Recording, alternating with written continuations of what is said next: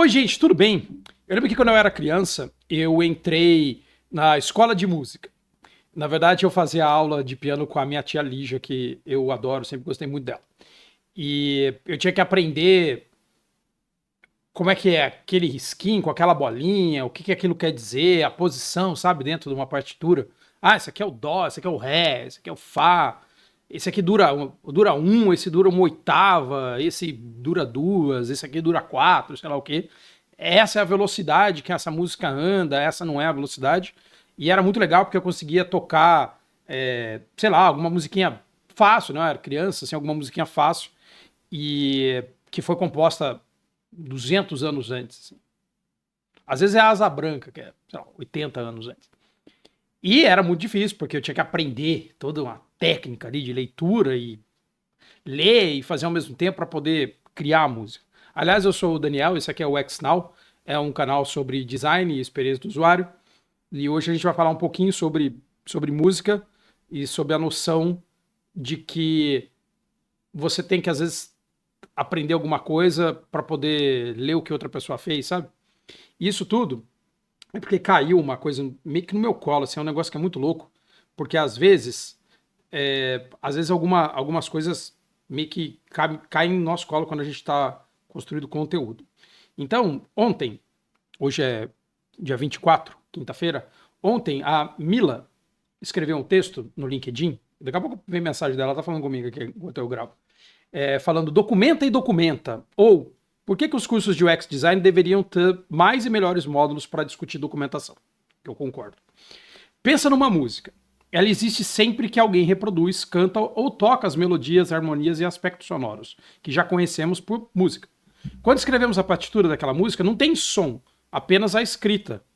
Mas se a música é inerente ao som, a partitura não pode ser a música. Hoje a gente entende que a nossa música, como conhecemos, só existe dessa forma porque construímos isso ao longo de séculos de ferramenta de documentação musical. Partituras, tablaturas, cifras, códigos e gravações construíram memórias coletivas e contribuíram para diversas evoluções artísticas e tecnológicas nas artes sonoras. Voltando ao design. A documentação de um projeto não necessariamente é o projeto em si. E por documentação eu entendo uma ampla gama de ferramentas, relatórios, esquemas, log, backups, tudo que apoiou uma pesquisa, teste de decisões, inclusive observações em cards de tasks. Mas a documentação que permitirá a passagem de conhecimento, conservação de boas práticas, evoluções e compreensão a longo prazo do que foi discutido sobre o produto. Ou seja, a música, toda a coisa que compõe a música. O instrumento compõe a música. O artista compõe a música. Dos cursos que eu já observei, pouquíssimos focam em ferramentas de documentação e o tanto que elas são importantes. E hoje ainda vejo um abismo separando as discussões de documentação de desenvolvimento, para além de código limpo, de projeto, para além de orçamentos e prazos, e de design, para além de componentes e tokens. Como podemos partir para o próximo passo e evoluir nossas habilidades de documentação e preservação de boas práticas de projeto? E ela coloca uma imagem muito legal aqui, People to Force Adventure. É uma imagem de pessoas e animais que estão em cima de uma partitura musical. Aí eu comentei que eu concordo muito com o que você falou, cuidar da documentação é cuidar do futuro. E no livro Team Topologies, ele define que as pessoas de um projeto possuem uma largura de banda, que é a capacidade disponível na nossa cabeça para o trabalho acontecer, para a gente poder fazer o trabalho. Né? As informações que precisamos saber para realizar determinada tarefa competem com todas as outras atividades que a gente tem para realizar. Quanto mais podemos livrar nossa cabeça dessas pecinhas soltas, mais temos banda para criar novas composições. Isso me lembrou uma das cenas finais de Amadeus.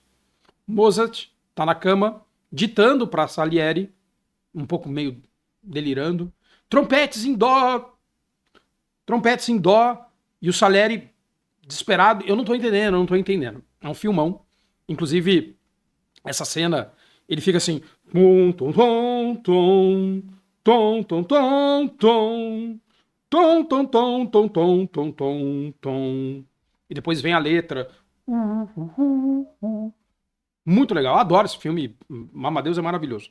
E ela fala que aula de comentário, é isso que eu penso também. A gente gasta mais um tempinho para fazer estrutura e a gente salva um tempão para pensar em coisas mais complexas. E Amadeus é um filme maravilhoso, além de historicamente formado em relação aos cenários e figurinos, porque eles usavam as questões das perucas e toda aquela roupa, com as cores certas, é muito legal. Construir uma estrutura e puderam se preocupar em criar e brincar com as nuances da personalidade do Mozart, da sua obra, da sua história de gênio, a relação com o Salieri e a risada memorável. A risada que ele dá. Aí até a lagosta aqui olhou pra mim quando eu dei essa risada. E o Simon, que é quem me marcou nessa postagem e que adora a documentação, eu vou chamar ele um dia aqui pra bater papo só de documentação, fala, vou puxar a brasa pro assado do pensamento sistêmico e dos loops casuais que a documentação pode causar, seja a existência ou a falta. Algo comum de se ouvir eu não tenho tempo para fazer a documentação. Isso pode fazer com que a equipe te procure mais para tirar dúvida do processo. Justamente porque você não documentou, alguém vai ter que te perguntar. Sendo que se tivesse documentado, não teria que te perguntar. Isso tira seu tempo para fazer outras coisas. Isso atrasa a tarefa. Isso tira o tempo para fazer a documentação. Você não tem tempo para fazer a documentação porque você não fez a documentação. Se tivesse feito a documentação, você teria tempo para fazer mais documentação, porque você teria mais tempo, ponto. Logo, a falta de documentação pode ser a causa de você não ter tempo para fazer a documentação. Parecido com eu não tenho vontade de ir na academia, pois eu não vou na academia. Que Tostines vende mais porque é fresquinho porque vende mais. Então, eu adorei essa postagem, eu achei muito inteligente o jeito que ela escreveu. Eu não conhecia a Mila. A gente tá se falando agora, que até meu LinkedIn tá aberto aqui, porque a gente tava se falando, eu comentei que ia gravar esse vídeo. E eu acho que ela conseguiu traçar um paralelo que foi muito, muito, muito interessante. Que é sobre como que você consegue recuperar o que alguém fez anos depois, sprints depois, um tempo depois. E no caso da música, como que você consegue realmente, hoje, escutar uma música que foi composta 200, 300 anos atrás, 1000 anos atrás? Como que você consegue? Como que você sabe que era aquilo? Primeiro eu vou dizer que talvez a gente não saiba exatamente que era aquilo, porque talvez os instrumentos soassem levemente diferentes, mas vamos pular o pedaço de que talvez um cravo não se comporte exatamente igual um piano longo. Então assim, mas a gente sabe, assim, olha, é basicamente isso. Então isso a gente só consegue saber porque a gente tem documentação de música. E como ela falou, a gente tem séculos de documentação de música. A gente tem, tipo, música de 2000 anos atrás documentadas, eu vou mostrar pra vocês.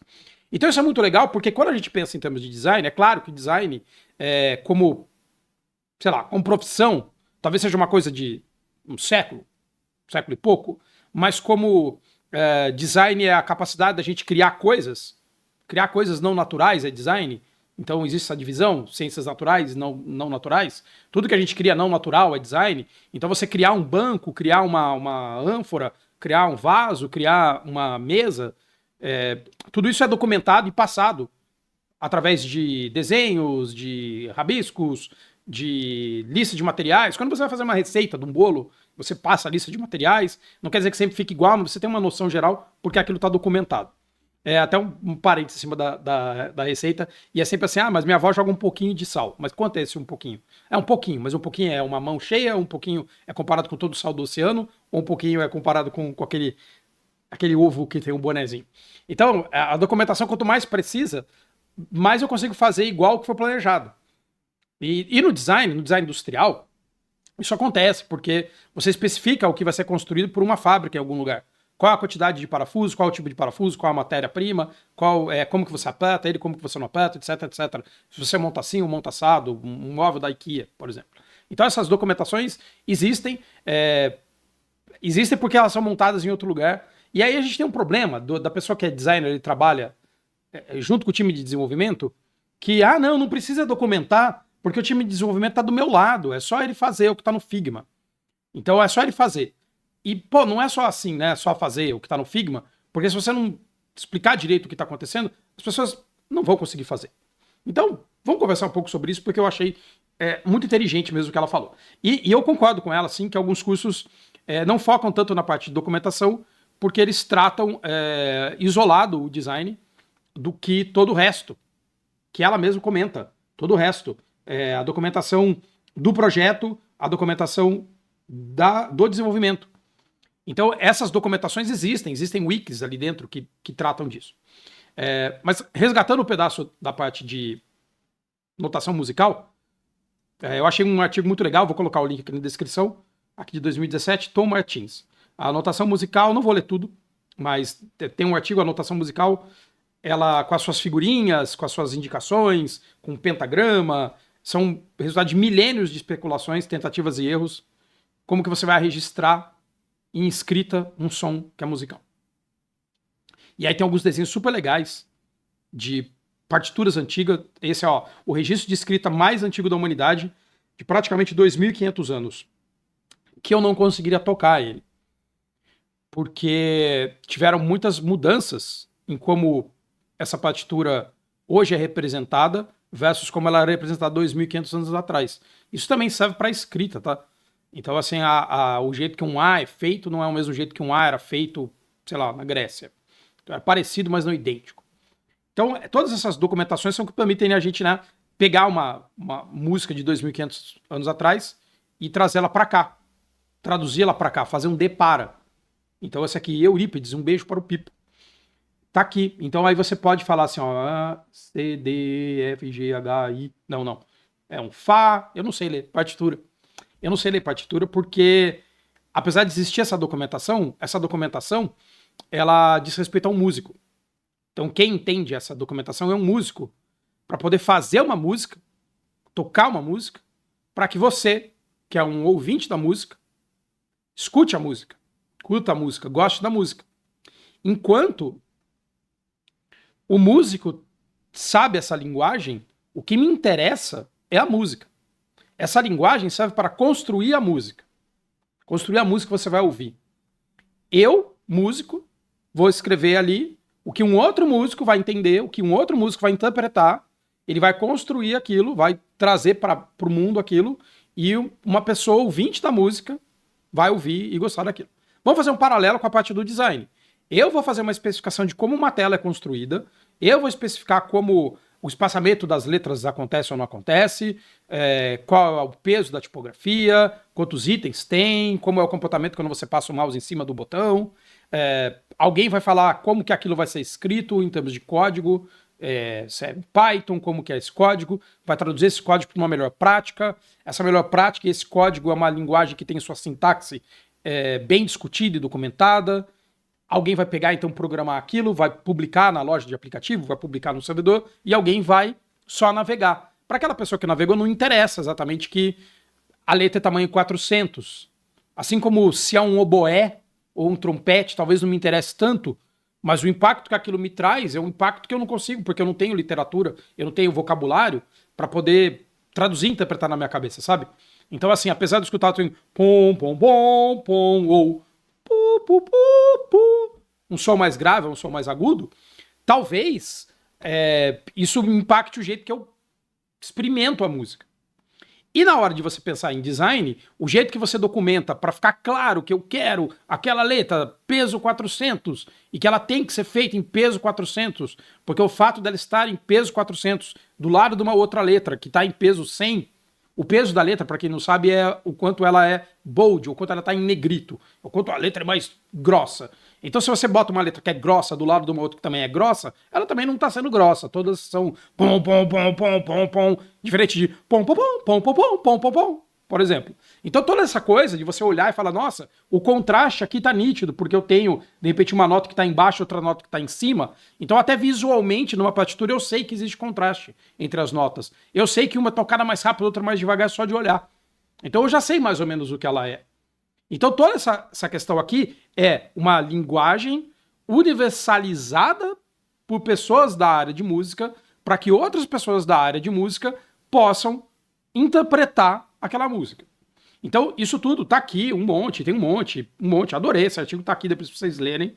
É muito legal. Então, vai explicar como que a música, a notação musical diz, como que alguém encaixou a letra junto com aquilo, etc, etc. Eu não sei tocar. Tá? Eu não sou músico. Apesar de eu ter feito aulas de piano quando eu era criança, eu larguei mão disso em função de outras coisas, tipo mexer no computador, faz muito tempo. Eu, às vezes, conseguia tocar com cifra, aí já tocando, tipo, num violão. Então, falar, não, a cifra, de repente é uma representação maior de onde eu ponho o meu dedo naquela corda. E ela é gráfica. Então ela é um mapeamento. Aliás, mapeamento é discutido no livro O Design do Dia a Dia, do Donald Norman, onde ele fala do mapeamento das bocas do fogão versus a válvula que controla a boca do fogão. Então ele dá ali um exemplo de mapeamento. Aqui é um mapeamento mais explícito, que diz eu tenho que segurar aqui, eu tenho que segurar aqui, eu tenho que segurar aqui, eu tenho que segurar aqui. Eu não sei fazer. Eu não sei fazer, eu não sou um músico. Eu não sei fazer. Algumas pessoas sabem fazer. Algumas pessoas vão, eu toco de ouvido.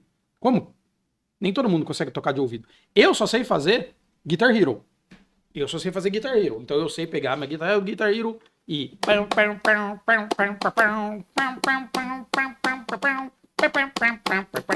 Eu só sei tocar Guitar Hero. No Guitar Hero também tem uma anotação. No Guitar Hero também tem um tutorial que me explica. Aperte o botão amarelo, aperte o botão azul. Minha guitarra vai cair aqui. Peraí que eu vou botar no... A minha guitarra vai cair. Ele vai pegar e traduzir que você tem que segurar os botões azuis, segurar o botão amarelo, e tem lá um mini tutorial para eu aprender o que é a documentação do Guitar Hero. E aí tem um episódio do South Park maravilhoso, do menino tocando, todo mundo, como se tivesse música acontecendo. E o Rafa, que é meu irmão que trabalha com música, ele disse que se quando ele era criança tivessem dado Guitar Hero para ele ao invés de um violão, talvez hoje ele não fosse músico. Porque esse jeito de você criar essa documentação da música, esse jeito de você tocar, ele não é um jeito de verdade, é um jeito falso. É igual quando você faz um curso meia boca, que ele ensina você a fazer as coisas como se o mundo fosse Guitar Hero e não uma guitarra, sei lá, um violão de 7 cordas, sabe? Então isso é muito louco. Como é um assunto que eu gosto, eu já trouxe ele aqui de algumas maneiras, aqui no XNow. Uma das maneiras que eu trouxe esse conteúdo foi com esse vídeo Que Design Você Está Deixando para o Futuro, que tem a ver... É um vídeo em preto e branco. Nesse caso, ele é um pouco mais filosófico, mas eu estou abordando o fato de que você tem que criar coisas de design que possam ser reaproveitadas no futuro, não só no futuro da tua empresa, do teu squad, do time que você está, mas também no futuro do mundo. Bocais de lâmpada que possam ser reaproveitados no futuro, sabe? Peças de Lego que podem ser rearranjadas daqui a 100 anos. Então a gente tem que pensar também em termos de sustentabilidade do design. Então isso era especificamente aqui. Aí eu trouxe para um lado um pouco mais operacional, que era seja um bom ancestral, guia de boas práticas para aumentar a visão do design, mesmo que saia o time de design, mas o design possa acontecer porque a documentação dele é clara o suficiente. Dentro desse vídeo eu falo de um artigo que comenta de você fazer documentação no próprio arquivo do Figma. Você documentar no arquivo do Figma.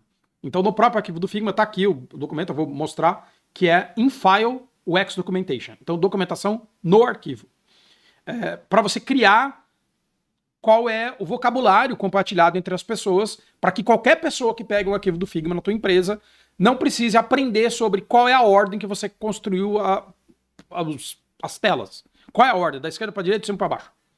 Então você criar isso e explicar, ou seja, fazer um mini tutorial, ajuda as pessoas a compreenderem aquilo. Você fazer um tutorial das capas dos arquivos para falar, olha, os arquivos que a gente trabalha, que estão já finalizados, a gente bota um selinho, finalizado.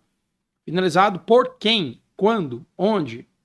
Para onde? Sabe? Para todo mundo saber onde aquilo tá. Porque a coisa mais comum num projeto é ele durar mais tempo do que você achava que ele ia durar. Isso é muito comum. Então o projeto dura mais tempo. Quando a gente está falando de design de produto, que a gente está falando de produto e não de projeto, que ele é permanente, isso quer dizer que daqui a 4 anos no futuro, alguém vai pegar aquela coisa que você pesquisou hoje e vai usar 4 anos no futuro. O que é pensar que alguém daqui a 4 anos no futuro vai ler ali uma coisa sendo que, nem existe mais aquilo? O que quer dizer aquilo? Qual é a tecla Alt, sabe quando você passa o mouse em cima descrevendo o que é? Todas essas coisas, gente, documentar coisas em texto, com hipertexto, com wiki, com literatura em file, isso faz muitos anos. E como o Simon falou ali na postagem do LinkedIn, a gente não faz porque a gente não tem tempo, e a gente não tem tempo porque a gente não faz. Então vai ter um momento que você vai ter que começar a fazer. Aliás, no meu vídeo sobre minha live, né? O que você faz quando você acabou de começar um trabalho, eu falo sobre isso. Comece a documentar, procura a documentação. Não tem, comece a documentar. Já pensa no próximo designer que vai entrar o dia que você for pleno. Já pensa no próximo designer que vai entrar o dia que você for sênior. Pensa quando você sair dessa empresa, o que você sabe sobre documentação. Isso salva vidas ali dentro, sabe? Então esse documento aqui explica algumas coisas. Por que não deveria ser uma bagunça, só um monte de coisa solta? Deveria ser mais num formato de história em quadrinho. Igual aquele livro Como Criar História em Quadrinhos. Tem um livro de quadrinhos explicando quadrinhos em quadrinhos. É muito legal. Aí ele vai falar sobre que coisas tem que ter, anotações, comentários, títulos grandes, arquitetura da informação, sabe? É o metadado do design. Os mockups dizendo o que as coisas fazem, não fazem, qual o tamanho. Quando a gente está dizendo dark mode, o que a gente quer dizer com dark mode? Quando a gente está dizendo a largura da tela, qual é a largura da tela?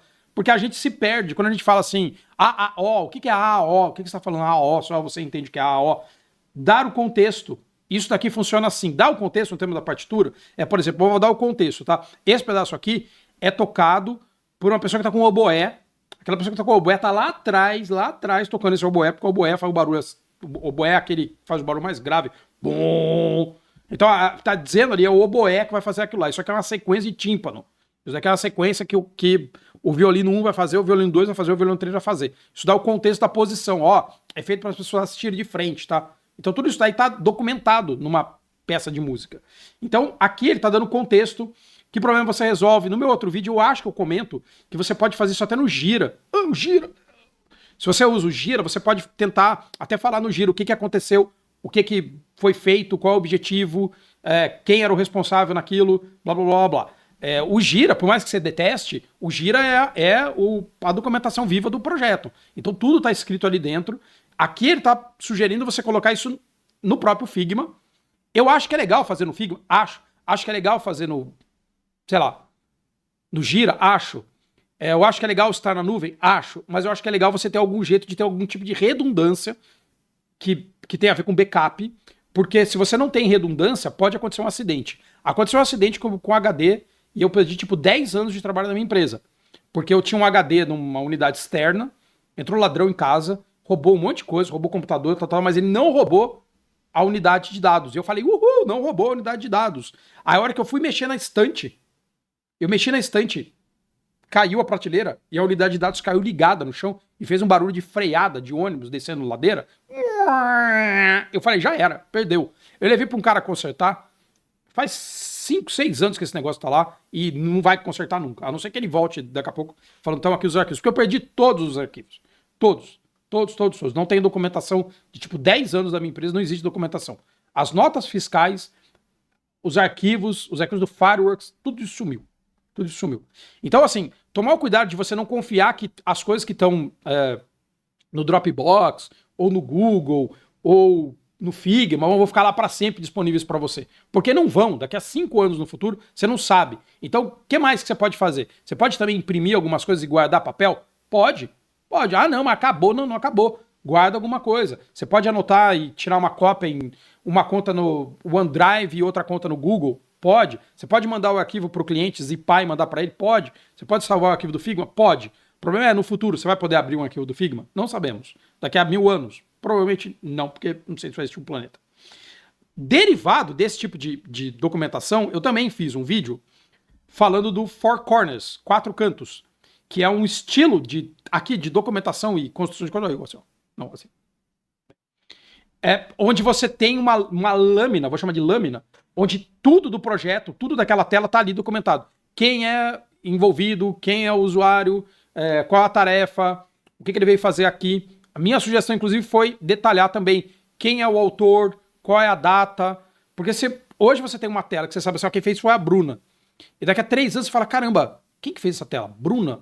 Só a Bruna. A Bruna Hero, do Guitar Hero, que tá escrito aqui. Bruna Hero, tá bom. Pô, vou perguntar pra Bruna Hero. A Bruna Hero não vai saber o que é, mas pelo menos você sabe quem construiu. Tô falando porque eu não guardaria essa informação comigo. Tá bom. A música, eu vou pegar aqui de novo uma partitura aqui. Ó, a música que tá dizendo aqui que isso daqui é um dó, isso daqui é um ré, isso daqui é uma oitava, isso daqui é uma quarta, ou algo assim, uma quarta, uma oitava, eu não lembro. Não sei tocar. Eu só sei assim, ó, tá. Essas coisas aqui alguém teve que falar, ó, amigão, tudo bom? Olha só, isso daqui é um dó, tá? Deixa eu pegar algum aqui que seja um dó, que você sabe que é um dó. Ó, o dó começa aqui embaixo. Esse aqui é um dó. Tá bom, alguém foi lá na escolinha de música e falou, isso é um dó. Não tem, cadê a escolinha de design para dizer o que são os artefatos? Não existe. Existe. Ó, o Jesse James Garrett, o autor do Elementos da Experiência do Usuário, ele criou um vocabulário visual, para descrever a arquitetura da informação e design de interação. Que ele fala que são 2 lados da mesma etapa. Quando você está falando de um projeto que é um site, ele fala que você tinha arquitetura da informação, e num projeto que você tem um sistema interativo, que você tem design de interação. Eu não sei se hoje em dia isso é assim, ou se ele pensa assim, mas aí ele criou uma biblioteca, eu vou deixar o link para vocês verem, uma biblioteca do o que quer dizer isso. Ah, isso aqui é uma página, isso aqui é um arquivo. Ah, tá bom. Isso aqui é um conjunto de páginas, isso é um conjunto de arquivos. Então ele botou aqui, quando é um quadradinho é uma página e quando tem um papelzinho aqui do lado é um arquivo. Você já tinha visto isso? Provavelmente não. Então tem isso em alguns livros de ergonomia, tem isso em outros livros. Ah, como que você cria o relacionamento entre as coisas? É uma linha? É uma linha. Tá bom. Então aqui é uma linha.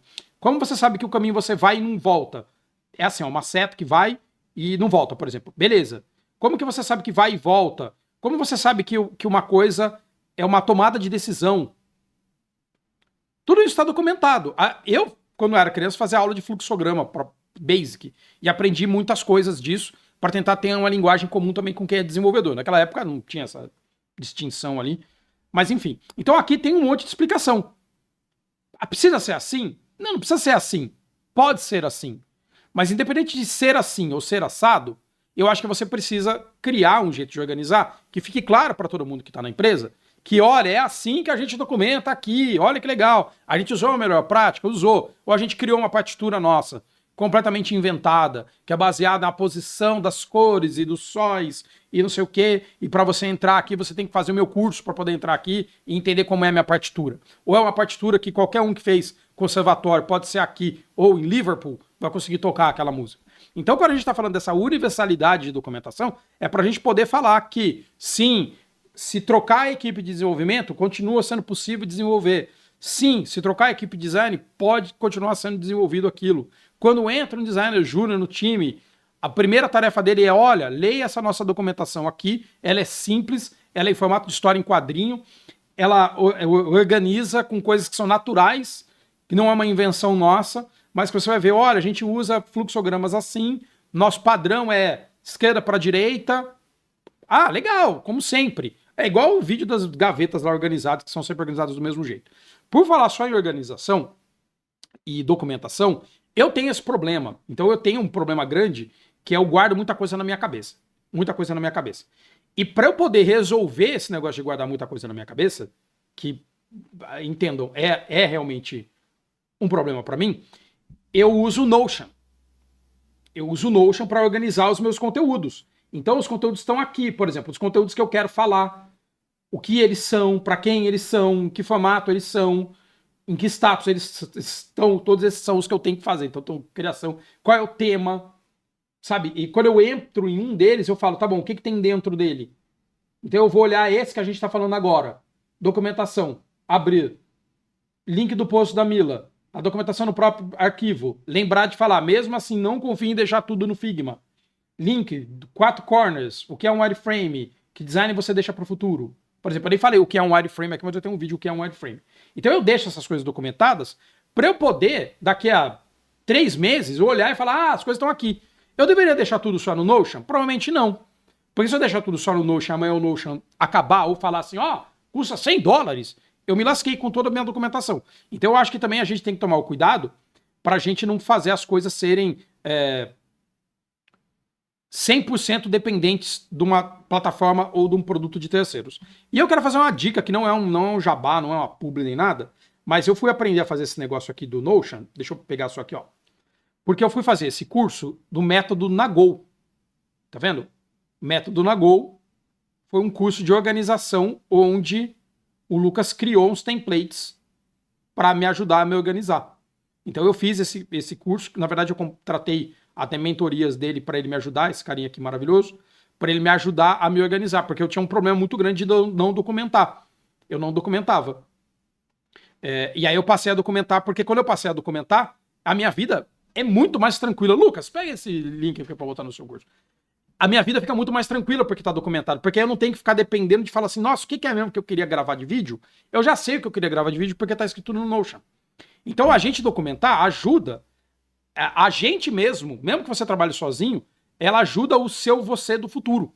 O seu você do futuro, ele agora sabe que ali tem uma biblioteca de conhecimento. Então o seu você do futuro pode recuperar aquilo que está acontecendo. Então, quando eu não documentava as coisas, eu tinha que contar muito com a minha cabeça. Que eu conto muito com a minha cabeça. Eu gosto da minha cabeça. Eu tô fazendo 99% desse vídeo baseado em, tipo, 3 linhas.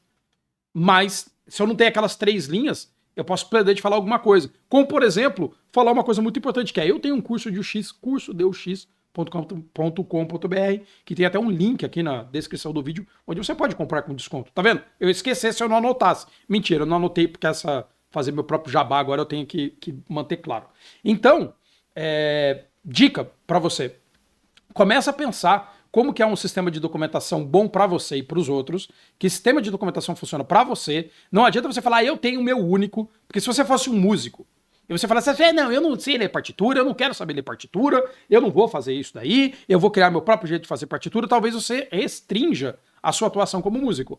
Você pode continuar sendo um músico, mas talvez você restringe, você não vai poder tocar com o Paul McCartney, se você não sabe ler uma partitura, por exemplo. Então você teria que saber isso. Então aprenda sobre documentação, crie um sistema de documentação que funcione para você, onde você possa imputar dado, onde você possa recolher o dado, né, ler o dado, onde você possa compartilhar essas informações com as pessoas, que isso fique de maneira viva, que todo mundo ali saiba onde está, que seja uma fonte de verdade só, preferencialmente, que todo mundo sabe que ali está a fonte de verdade, não está em outro lugar, e que mantenha a estrutura por anos e anos e anos, porque, de novo, os projetos podem durar 10 anos e você não sabe.